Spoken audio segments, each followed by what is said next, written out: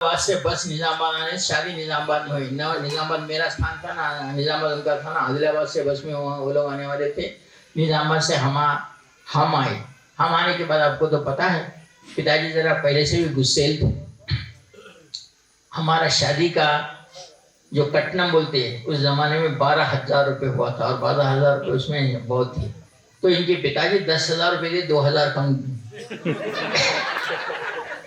तो पिताजी जैसा एक शादी के लिए मंडप में आए। अब मैं इनके भाई की शादी और मेरी शादी एक ही मंडप में हुई, 1 घंटा इधर उधर। तो इनके पिताजी बेचारे कुछ अपने काम में व्यस्त थे और वो 2,000 देने में हुआ। मैं अपने रूटीन में ब्राह्मण बोल रहा था, चलो ये काम करो, ये हुआ, चलो मंगलसूत्र बांधो। मेरे पिताजी भाग के आए, 2,000 रुपये नहीं दिए, चलो।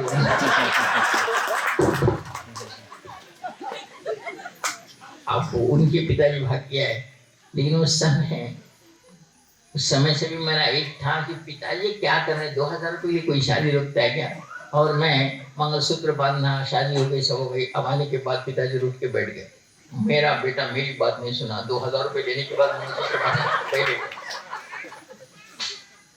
बाद में हमारे चाचा भी आए, समझाए पिताजी को। अरे उसको तो 1 मिनट रुकना था, 1 मिनट भी नहीं रुका, वैसा ही बांध दिया, वैसा बोल दिया, पिताजी की बात नहीं रखा। ऐसे बाद में जो हमारे जीवन में ये चली। लेकिन पिताजी बहुत प्रेम से देखते थे, लेकिन उनका एक जिद था, जो काम बोले वो काम होना ही चाहिए।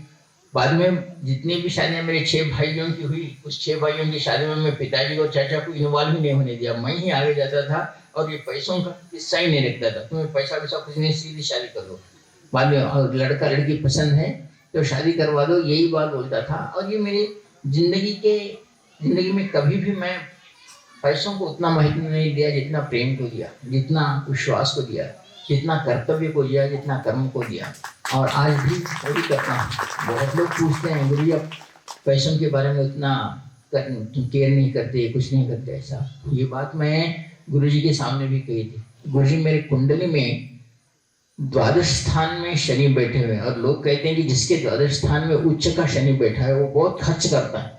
गुरु जी फिर मेरी जिंदगी कैसी हो, मैं कैसा करता हूँ। अरे जोशी एक बात याद रख बोले गुरु जी, मेरे को गुरु जी का प्रश्न आज भी मेरे मन को लग गया। उस दिन गुरु जी बोला, अरे जोशी तेरे कुंडली में शनि बैठकर खर्च करवा देते, तू खर्च कब करेगा, पैसा आए तो खर्च करेगा ना, तो तेरे पास बहुत पैसा आएगा। तेरे पास तू खर्च इतना करते जा, पैसा आना आरंभ हो जाएगा। और आज भी वही करता हूँ। अगर देखा जाए तो अगर मैं कोई बैंक अकाउंट देखे तो 10,000 1 लाख से ज्यादा कभी नहीं दिखेगा।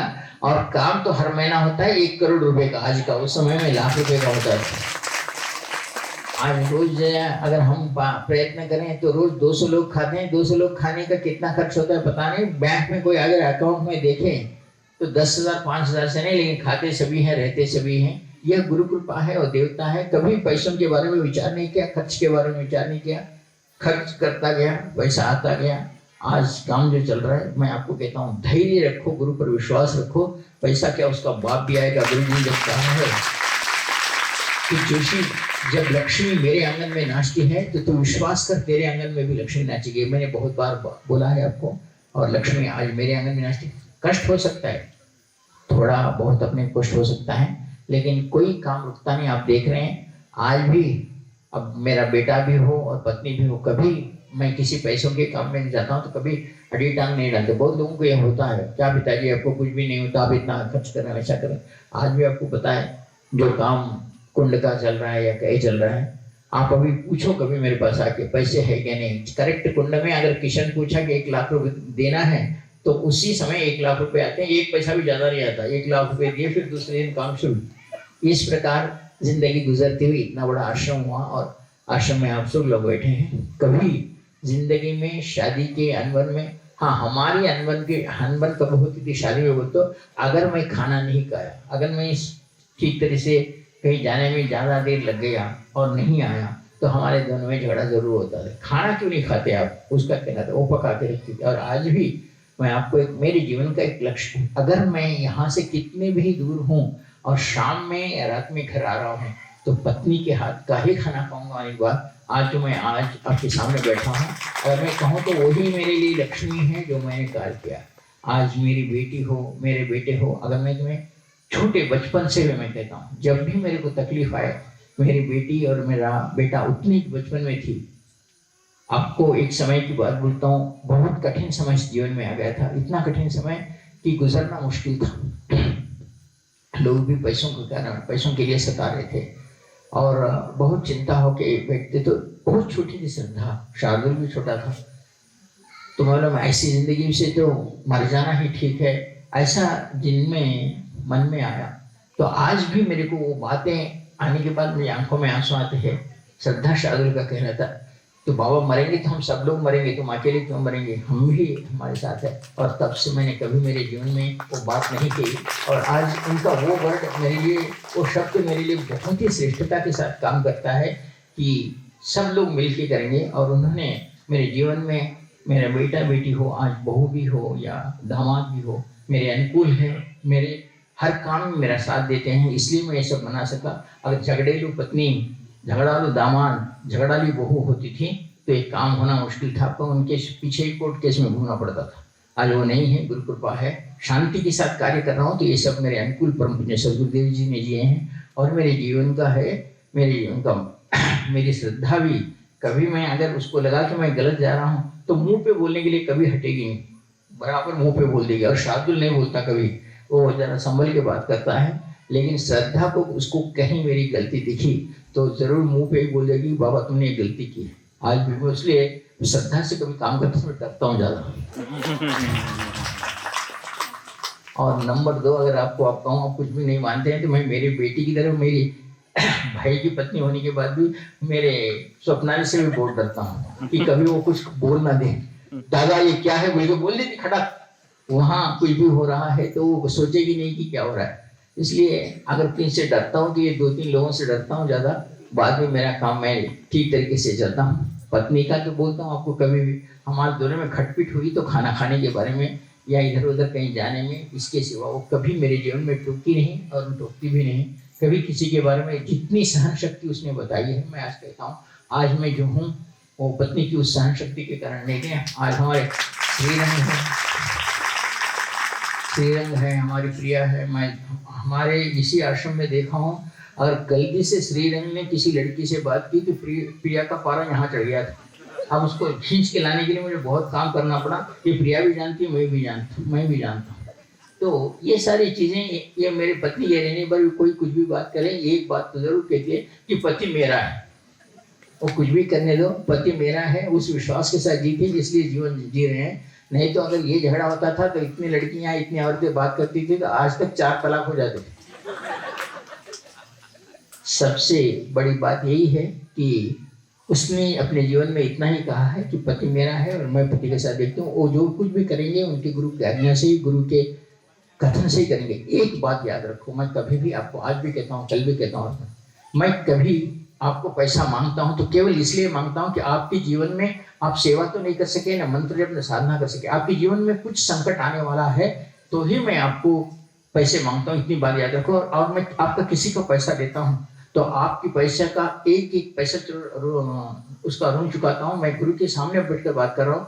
आपके जीवन में कभी कष्ट आने वाला है तो ही मैं आपको पैसा पूछता हूँ, ताकि मुझे आगे का दिन आपका, मैं सब आप मेरे हैं। मैं किसी भी कोई भी कार्य करता हूँ तो आपको आज गुरु के सामने बैठकर कहता हूँ, गुरु आज्ञा से नहीं करता। आपके जीवन में भयंकर बीमारी आने वाली है या कुछ होने वाला है तो मुझे आपको किस तरह साधना करनी है, क्या करना है, ये मैं जानता हूँ।